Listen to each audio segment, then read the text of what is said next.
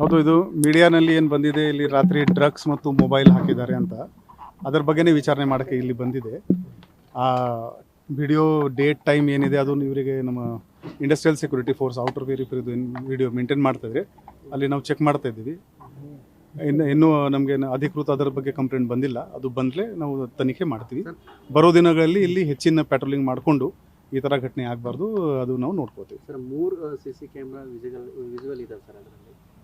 ಮೂರು ಡಿಫ್ರೆಂಟ್ ಇದೆ, ಒಂದೇ ಇಲ್ಲ, ಅದು 3 ಇದೆ. ಅಂದ್ರೆ ಕೆಲವೊಂದಿಷ್ಟು ನೀವು ಏನ್ ಮಾಡ್ತಾ ಇದ್ರೆ ಹಳೇದು ಒಂದು FIR ಮಾಡಿದೀವಿ ಅನ್ನುವಂತಂದ್ರೆ ಹೇಳಿ ಈಗಿಂದ ಮುಚ್ಚಾಕುವಂತ ಪ್ರಯತ್ನ ಆಗ್ತಾ ಇದೆ ಅನ್ನುವಂಥದ್ದು. ಅದು ಅವರದು ಪ್ರಿಸನ್ ಡಿಪಾರ್ಟ್ಮೆಂಟ್ದು ಇಂಟರ್ನಲ್ ಮೀಟಿಂಗ್ ನಡ್ತಾ ಇದೆ. ಆ ಕ್ಯಾಮೆರಾ ಯಾವುದು, ಡೇಟ್ ಯಾವುದು, ಟೈಮ್ ಯಾವುದು, ಅದು ಫಸ್ಟ್ ಅದು ಎಸ್ಟಾಬ್ಲಿಷ್ ಆಗಲಿ. ನಿನ್ನೆ ಇತ್ತು ಅಥವಾ ಮುಂಚೆ ಇತ್ತು ಅದು ಎಸ್ಟಾಬ್ಲಿಷ್ ಆಗಲಿ, ಆಮೇಲೆ ಅವರು ಅದರ ಬಗ್ಗೆ ಹೇಳ್ತಾರೆ. ಸೆಕೆಂಡ್, ಈ ಥರ ಮುಂಚೆ ಕೂಡ ಆಗಿದ್ದಾರೆ, then also it is a cause of concern.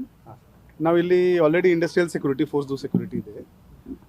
ನಮ್ಮದು ರೂರಲ್ ಲಿಮಿಟ್ದು ಪ್ಯಾಟ್ರೋಲಿಂಗ್ ವಗೇರೆ ಏನಿದೆ ಅಲ್ಲಿ ನಾವು ಹೆಚ್ಚಿನ ಮಾಡ್ತೀವಿ. ನಿನ್ನೆ 4 ಮೊಬೈಲ್ ಏನೋ ಸಿಕ್ಕಿದಾವ ಅನ್ನುವಂಥ ಅದು FIR ಆಲ್ರೆಡಿ ಆಗೋಗಿದೆ.